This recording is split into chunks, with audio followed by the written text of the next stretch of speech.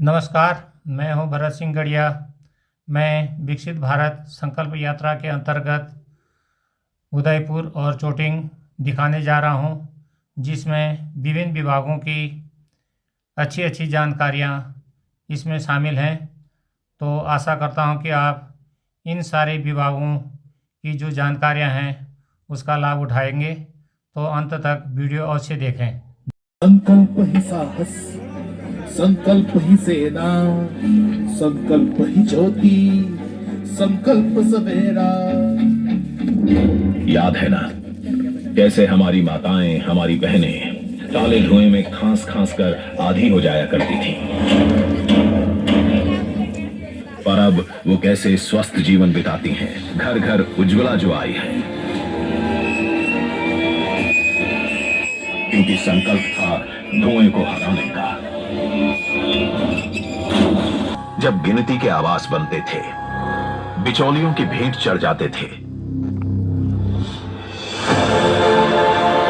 पर अब आजादी के बाद सबसे अधिक घर बने हैं, वो भी सारी सुविधाओं से युक्त, क्योंकि संकल्प था सबके लिए निष्पक्ष मिले पीएम आवास।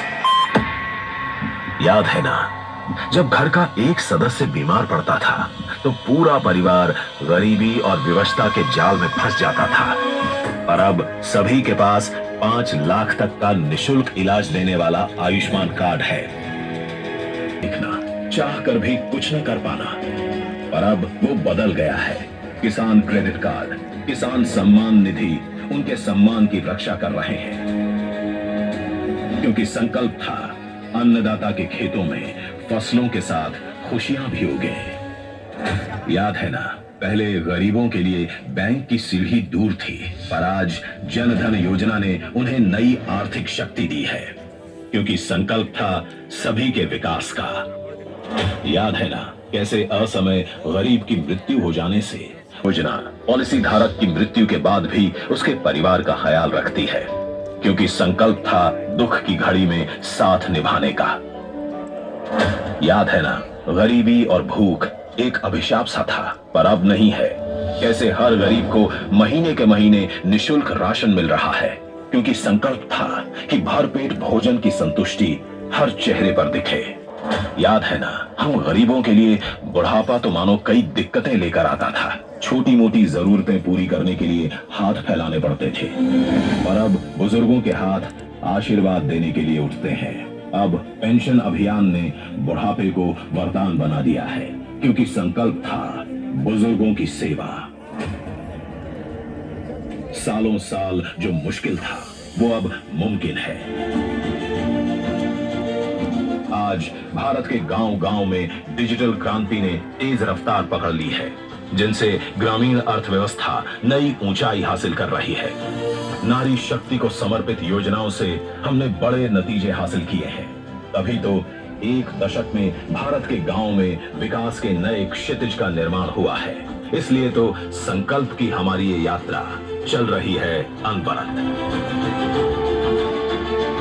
क्योंकि विकसित भारत के सबसे बड़े लक्ष्य तक जो पहुंचना है, और 2047 का जब तिरंगा झंडा फहरेगा तो विश्व एक विकसित भारत का गुणगान करता होगा।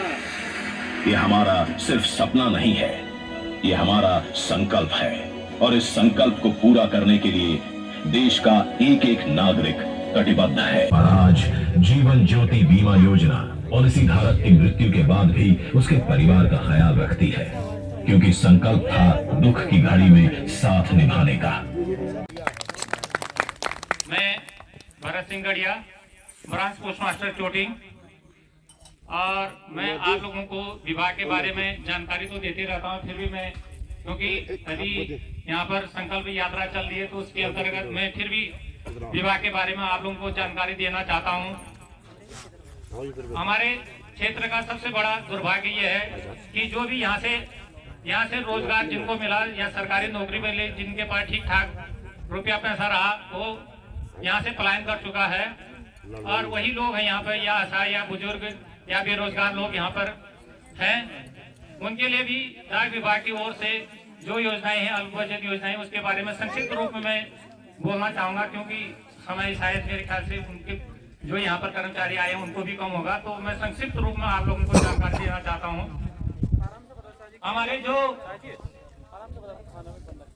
हमारे जो यहाँ पर क्योंकि बेरोजगार लोग हैं तो उनके पास उतनी आय के संसाधन नहीं है। सबसे बड़ी अच्छी योजना जो डाक विभाग की ओर से है आरडी, आप प्रत्येक महीने अपने परिवार के जितने सदस्य हैं या जितना आपकी गुंजाइश है उसके आधार पर आप आरडी खोल सकते हैं। पर महीने 100, 200, 500 जितनी आपकी गुंजाइश है। दूसरी योजना, कहीं से आपके पास अगर अधिक रुपया आ जाता है, आप उसको बचत करना चाहते हैं तो सावधि जमा खाता TD आप जमा कर सकते हैं। उसके अलावा आप ग्रामीण डाक जीवन बीमा के अंतर्गत आप अपना बीमा करा सकते हैं। अन्य वित्तीय संस्थानों से भी अच्छी योजना डाक विभाग हमारी देती है, अच्छा बोनस देता है। तो उसके विस्तृत जानकारी मैं आपको देते रहता हूँ। फिर भी आप अगर जो भी खोलना चाहते हैं तो मैं फिर से आप लोगों को जानकारी दे सकता हूँ। और इसके अलावा डाक विभाग में बाई चांस आप लोगों के पास ग्रामीण डाक जीवन बीमा खोलने के लिए भी इतना अगर रुपया कम है तो 2 योजनाएं जो भारत सरकार की ओर से चलाई जा रही है, डाक विभाग की ओर से चलाई जा रही है, वह जीवन ज्योति बीमा योजना, जिसमें 18 से 50 वर्ष के आयु वर्ग के लोग इसको कर सकते हैं। 2 लाख इसमें बीमा की व्यक्त किया गया है। किसी प्रकार की मृत्यु होने पर बीमित राशि को उसके नामित व्यक्ति को दिया जाएगा। दूसरी जो योजना है वो है प्रधानमंत्री सुरक्षा बीमा योजना, जिसके अंतर्गत 18 से 70 वर्ष के आयु वर्ग के लोग अपना बीमा करा सकते हैं और जिसमें नामित व्यक्ति को किसी प्रकार की दुर्घटना होने पर उनको यह राशि दी जाएगी। और ये सारी जितनी भी योजनाएं हैं तो उसका जैसे हम लोग हमारा परिवार होता है, उस परिवार में हम कहीं भी काम करने जाते हैं, चाहे कोई हल लगाने जा रहा हो या घास काटने जा रहा है या कहीं नौकरी कर रहा हो, शाम को घर आते हैं, तो उसी प्रकार डाक विभाग की जितनी भी योजनाएं चलती हैं उसको बचत खाता जो हमारा होता है वो होना आवश्यक होता है। बचत खाता अगर होगा तो उसी से जो ये हमारी 2 योजनाएं हैं उसका पैसा कटेगा। 1 वर्षीय है, उसके बाद फिर पुनः नवीनीकरण इसका होगा। और जितनी भी हमारी योजनाएं हैं, जब भी खाता मैच्योर होगा तो सबसे पहले बचत खाते में ही पैसा जाएगा। भारत माता की जय, भारत माता की जय, भारत माता की जय। विकसित भारत जो विश्व शांति का संदेश दे, विकसित भारत जहाँ सबको अपने सपने पूरे करने का समान अधिकार हो। भारत को 2047 तक आत्मनिर्भर और विकसित राष्ट्र बनाने के सपने को साकार करेंगे। हम शपथ लेते हैं कि गुलामी की मानसिकता को जड़ से उखाड़ फेंकेंगे। हम शपथ लेते हैं कि देश की समृद्ध विरासत पर गर्व करेंगे। हम शपथ लेते हैं कि भारत की एकता को सुदृढ़ करेंगे और देश की रक्षा करने वालों का सम्मान करेंगे। हम शपथ लेते हैं कि नागरिक होने का कर्तव्य निभाएंगे। भारत माता की जय, भारत माता की जय, भारत माता की जय। केसीसी के माध्यम से जब आप लोन लेंगे तो उसमें आपका इंश्योरेंस भी होता है। भगवान ना करे अगर किसी को चोट लग जाए खेत में काम करते करते, उसे कोई नुकसान हो जाए, तो उसके लिए उसका एक एक्सीडेंटल इंश्योरेंस होता है। और अगर किसी ने अपनी जान खो दी या किसी को मतलब किसी की डेथ हो गई और वो खेत में काम कर रहा है तो उसके परिवार को मतलब पैसा मिलता है, क्योंकि उसका लाइफ इंश्योरेंस भी हुआ होता है केसीसी के माध्यम से। अब केसीसी का लोन जो है आप कैसे केसीसी अपने बना सकते हैं, इसका तरीका ये है कि आप जो है उद्यान विभाग में खाता खतौनी अपनी आप लोगों की सब, और केसीसी उसी को मिलेगा जिसकी खाता खतौनी है। और अगर किसी की खाता खतौनी नहीं है और वो खेती का काम करता है तो उसको किसान भाई की ज़रूरत पड़ती है जी। तो सपोज़ कीजिए किसी के पास अगर अपनी खुद की ज़मीन है तो वो अपनी खाता खतौनी, अपना आधार कार्ड और अपनी बैंक पासबुक की फ़ोटोकॉपी, ये 3 चीज़ें विभाग में आके जमा कर सकते हैं। अगर आपके पास अभी है तो आप इसको अभी भी दे सकते हैं। एक पासपोर्ट साइज फ़ोटो आपकी लगती है और हम आपकी डिटेल्स को जो पटवारी हैं उनसे वेरीफाई करवा के बैंक में जमा कर देंगे। एक बार आपके कागज़ बैंक में जमा हो गए तो बैंक से आपको फ़ोन आएगा और वो आपसे पूछेंगे कि क्या आप केसीसी लोन चाहते हैं या नहीं चाहते हैं, क्या अपना केसीसी बनवाना चाहते हैं या नहीं चाहते हैं। तो अगर आप अपना केसीसी के लिए उन्हें कहते हैं कि हाँ भाई हम अपना केसीसी बनवाना चाहते हैं, तो आपकी एक लिमिट बन जाती है। सपोज कीजिए किसी की लिमिट बन गई 1 लाख रुपए, तो जिस दिन आपकी 1 लाख रुपए की लिमिट बन गई, इसका मतलब ये नहीं है कि उसी दिन से आपको ब्याज लगना शुरू हो जाएगा। उसी दिन से आपको ब्याज नहीं लगेगा। वो ब्याज कब लगेगा? जैसे आज आपने अपनी लिमिट क्रिएट कर दी 1 लाख रुपए की, जिस दिन आप लोन लोगे उस दिन से वो ब्याज लगेगा और 1 साल के अंदर आपको पैसा वापस करना होगा। ब्याज कितना देना पड़ेगा? केवल 4% ब्याज देना पड़ेगा। जो आपका 32 मीटर स्क्वायर का पॉली हाउस है, 8 मीटर लंबा और 4 मीटर चौड़ा, इतना बड़ा जो पॉली हाउस है वो आपको 14,000 रुपये में उपलब्ध कराया जाता है। और अगर आपका खेत बहुत बड़ा है, आप बड़ा पॉली हाउस लगाना चाहते हैं, तो आपको 100 मीटर स्क्वायर का पॉली हाउस भी 24,000 रुपये में उपलब्ध कराया जा रहा है। तो जिससे आप अपनी फसलें लगाएं तो उसमें बंदर का कोई नुकसान नहीं होगा, जंगली जानवरों का कोई भी नुकसान नहीं होगा। फिर अगर आप पेड़ पौधे लगाना चाहते हैं, सपोज कीजिए आप में से कोई यहाँ पर सेब लगाना चाहता है, कोई आड़ू लगाना चाहता है, कोई खुमानी लगाना चाहता है, पोलम लगाना चाहता है, तो वो भी विभाग में आके संपर्क कर सकता है और वो भी पौधे आपको कुछ योजनाओं में 50% पे, कुछ योजनाओं में पूरे रेट पे और कुछ योजनाओं में हम आपको निशुल्क भी देते हैं। हर परिवार को, हर व्यक्ति को हम 5 पेड़ निशुल्क देते हैं। जो भी आपको पेड़ चाहिए आप जो है विभाग में आके संपर्क कर सकते हैं, आपको वो पेड़ उपलब्ध करा दिए जाएंगे। तो ये अगली चीज़ हो गई।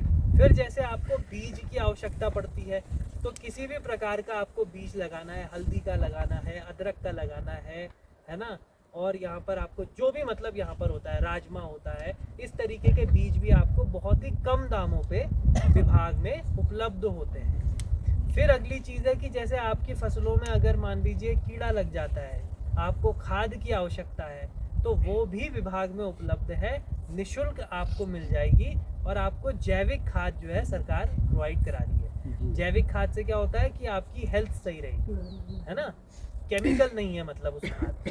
तो वो नीम का तेल है या पीएसबी है या नीम की खली है, जिस भी प्रकार की आपको खाद या दवाई की ज़रूरत है वो भी आप विभाग से ले सकते हैं। तो ये मैंने आपको उद्यान विभाग से संबंधित जानकारी दे दी है। और अगर आप में से कोई इंटरेस्टेड है इनमें से किसी भी योजना का लाभ लेने के लिए, तो आप मेरा नंबर भी रख सकते हैं या देवाल में आके मुझसे मिल भी सकते हैं। धन्यवाद। अभी आप लोगों ने जैसे गेहूं की फसल बोई है तो उसका बीमा करवाना आते हैं। क्या होता है कि जैसे हम अभी हमारी गेहूं की फसल लगा रखी है, बो रखी हमने, तो क्या होता है कि वर्षा या प्राकृतिक आपदा से हमारा क्या होता है फसल को नुकसान हो जाता है और बाद में हम आज विभाग में आते हैं कि बोलते हैं कि यार हमारी इतनी फसल बोई थी और ये खराब हो गई। तो अभी गेहूं का बीमा हो रहा है हमारे विभाग में आके आप लोग अपना खाता खतौनी, आधार कार्ड, बैंक पासबुक की फोटोकॉपी, ये 3 डॉक्यूमेंट लेके आए हैं और वहाँ पे एक फॉर्म भरा जाता है। और एक नाली का अगर आप गेहूं का बीमा कराते हैं तो उसका प्रीमियम मात्र 15 रुपये आपको देना पड़ेगा एक नाली का अगर आप बीमा कराएंगे। ठीक है, अगर एक नाली का बीमा कराएंगे आप, सपोज दैट कल के दिन आपकी फसल वो ख़राब हो जाती है, नुकसान हो जाती है, तो आप 24 घंटे 48 घंटे में सूचना करेंगे विभाग को और यहाँ पे आके हम लोग देखेंगे आपका कितनी फसल ख़राब हुई है, क्या नुकसान हुआ है आपका, तो उसकी रिपोर्ट फिर बन के जाती है यहाँ से। और फिर आपको अगर एक नाली अगर आपका नुकसान हुआ तो उसका 945 रुपये के लगभग आपको मुआवजा मिलता है। तो हम लोग क्या करते हैं कि बीमा नहीं करवाते हैं। अधिकांश हमारे यहाँ पे क्या होता है कि फसलें ख़राब हो जाती हैं, लोग उसका फ़ायदा नहीं उठाते हैं। हम लगातार जितनी भी गोष्ठियाँ होती हैं, जितने भी मंच होते हैं, तो सभी मंचों पे हम लोगों को बताते हैं, कृषकों को बताते हैं कि आप अपने फसलों का बीमा करवाएं। तो आप लोग भी, जितने लोगों ने अभी गेहूं की फसल लगा रखी है, आप अधिक से अधिक संख्या में लोग बीमा कराएं ताकि आपको उसका लाभ मिल सके। क्या क्या दस्तावेज होने चाहिए, क्या क्या डॉक्यूमेंट होने चाहिए कि आप विधवा पेंशन योजना के लिए एलिजिबल हो जाओ, कि मतलब आपको विधवा पेंशन योजना मिले। तो ये बड़े ध्यान से आप सुनिएगा, आपके पास ये दस्तावेज होने चाहिए, ठीक है। तो इसमें सबसे पहली चीज़ तो है आधार कार्ड। आधार कार्ड आपकी पहचान होती है, तो आपको पहचानने के लिए हमारे पास क्या होना चाहिए, आधार कार्ड की फोटोकॉपी होनी चाहिए। दूसरी चीज़ है परिवार रजिस्टर की फोटोकॉपी, ठीक है। तीसरी चीज़ है बैंक पासबुक की फोटोकॉपी, क्योंकि अगर किसी की विधवा पेंशन योजना से पेंशन आएगी तो वो किस में आएगी, अकाउंट में आएगी, तो बैंक पासबुक की जरूरत है, ठीक है। इसके बाद आपके पास बीपीएल होना चाहिए, बीपीएल क्रमांक होना चाहिए आपका, है ना। जो बीपीएल की सूची होती है उसमें आपका नाम होना चाहिए। फिर अगली चीज इसमें है ग्राम पंचायत की खुली बैठक। जो ग्राम पंचायत की आपकी खुली बैठक है उसका प्रस्ताव भी इसमें लगता है, तो उस प्रस्ताव में जो भी महिला है वो अपना नाम मतलब प्रस्तावित चयनित कर सकती है। फिर इसके बाद इसमें राशन कार्ड की फोटोकॉपी लगती है, आपके पास राशन कार्ड की फोटोकॉपी होनी चाहिए। फिर वोटर आईडी कार्ड, जब हम वोट देने जाते हैं तो वोटर आईडी कार्ड होता है ना हम सबके पास, बस वही वोटर आईडी कार्ड की फोटोकॉपी लगती है।